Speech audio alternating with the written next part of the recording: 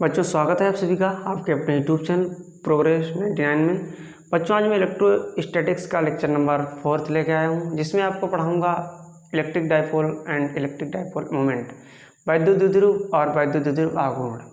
बच्चों आज का लेक्चर बोर्ड एग्जाम की दृष्टि से बहुत ही ज़्यादा इम्पोर्टेंट है और डरिएगा मत दोस्तों। बच्चों फिजिक्स आपको इतना ईजी लगने लगेगा, आपने सपने में भी नहीं सोचा होगा। बस साथ बने रहिएगा बच्चों। तो चलिए बच्चों स्टार्ट करता हूँ। तो बच्चों सबसे पहले मैं आपको बताऊंगा वैद्युत द्विध्रुव। वैद्युत द्विध्रुव इंग्लिश में बच्चों इसको कहते हैं इलेक्ट्रिक डाइपोल। Electric dipole. ध्यान से देखना बच्चों, देखते ही देखते आपको क्लियर हो जाएगा ये सब चीज़ें। यहाँ पर बच्चों हमने क्या किया, एक माइनस क्यू चार्ज ले लिया और ये एक प्लस क्यू चार्ज ले लिया और हमने इनके बीच की बहुत अल्प दूरी ले ली बच्चों, 2l। क्या दूरी ले ली? 2l। इनके बीच की जो अल्प दूरी है बच्चों वो कितनी हमने ले ली? 2l। और इनमें एक शर्त है क्या, कि ये चार्ज बच्चों परिमाण में समान होने चाहिए। इसका मतलब ये है कि अगर ये -4 कूलम चार्ज है हमारा पहला वाला, तो दूसरा वाला +4 कूलम चार्ज होना चाहिए। ऐसा नहीं बच्चों कि ये -4 कूलम है और ये +5 कूलम हो, ऐसा नहीं। ये दोनों चार्ज आपस में समान होने चाहिए और साइन यानी चिन्ह में ये दोनों विपरीत होने चाहिए। अगर एक माइनस हो तो दूसरा प्लस होना चाहिए और इनके बीच की बहुत अल्प दूरी 2l होनी चाहिए। तो बच्चों हम इनकी डेफिनेशन में क्या कहेंगे, ज़रा ध्यान से देखना। हम ये कहेंगे कि जब कोई दो बराबर, ये बच्चों कैसे हैं आपस में परिमाण में कैसे हैं? बराबर। मतलब ये अगर 4 कूलम चार्ज है तो ये भी 4 कूलम चार्ज है। तो हम कहेंगे कि जब दो बराबर तथा विपरीत तो मतलब ये माइनस ये प्लस, जब दो बराबर तथा विपरीत प्रकार के आवेश एक दूसरे से अल्प दूरी 2l पर स्थित हों बच्चों, कितनी पर? एक दूसरे से अल्प दूरी 2l पर स्थित हों, तब ऐसा कॉम्बिनेशन इलेक्ट्रिक डाइपोल कहलाता है बच्चों।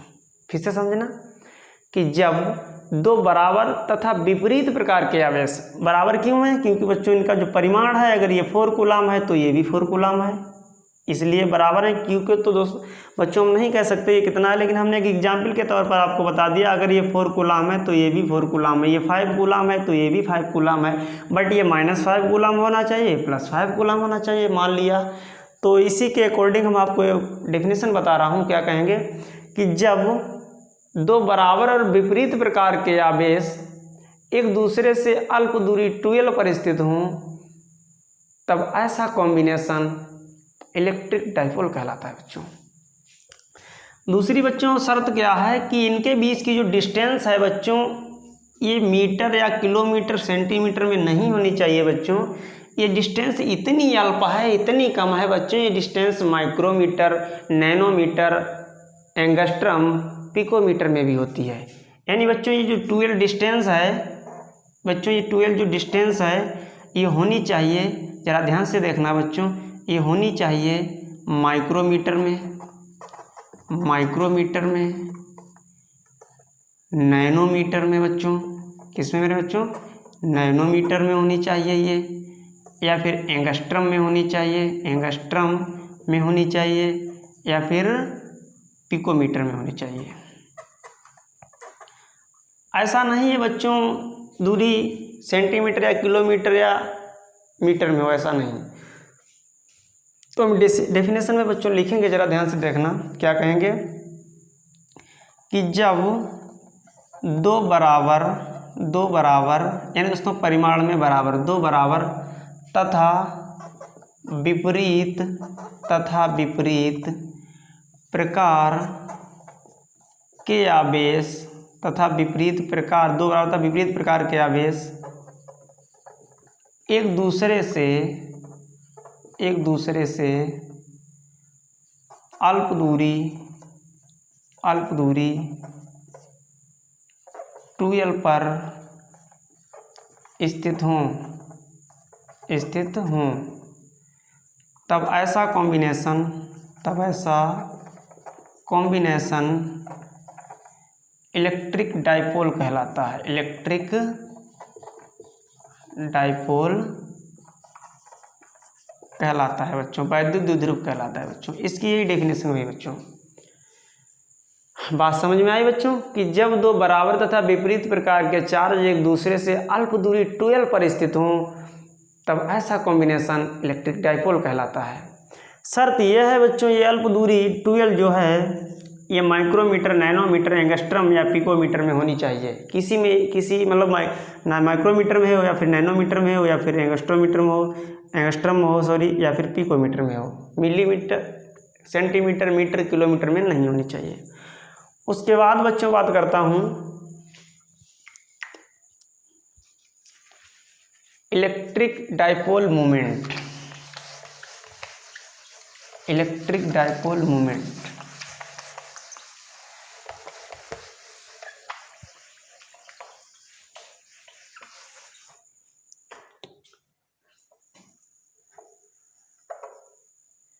इलेक्ट्रिक डाइपोल मोमेंट यानी वैद्युत द्विध्रुव आघूर्ण। वैद्युत द्विध्रुव आघूर्ण बच्चों, इसको इंग्लिश में कहते हैं इलेक्ट्रिक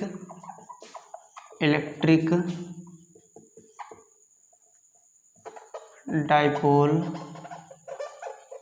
मोमेंट। ध्यान से समझना बच्चों, देखते देखते आपको क्लियर हो जाएगा। इलेक्ट्रिक डाइपोल मोमेंट जो बच्चों जो होता है, पहली तो बात यह है कि ये वेक्टर क्वांटिटी है, सदिश राशि है। रीजन बताऊंगा बच्चों कि ये सदिश राशि क्यों है, हर एक चीज हर एक पॉइंट आपको क्लियर कराऊंगा, जरा ध्यान से समझना। वैद्युत द्विध्रुव आघूर्ण बच्चों जो होता है, इसे P से डिनोट किया जाता है।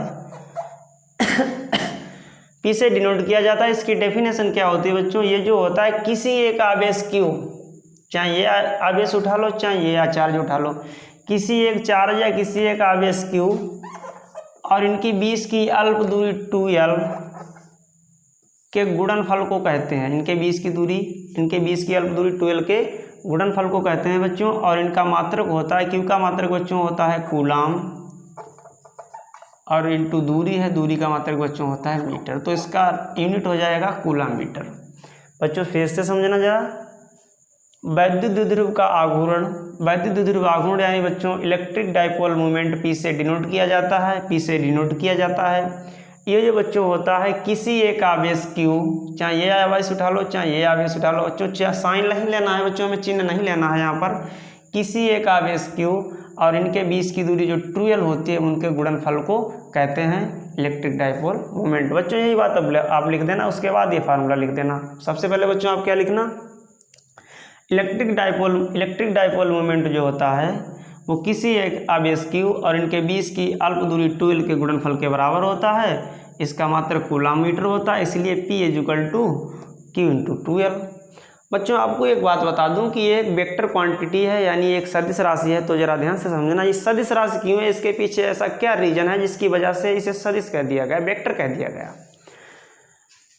बच्चों अगर मैं ये मैग्नीट्यूड के फॉर्म में है ये हमारा फार्मूला, अगर मैं इसे वेक्टर क्वांटिटी में लिखूं तो बच्चों हम लिखेंगे वेक्टर P = बच्चों ये Q जो है ये एक स्केलर क्वांटिटी है।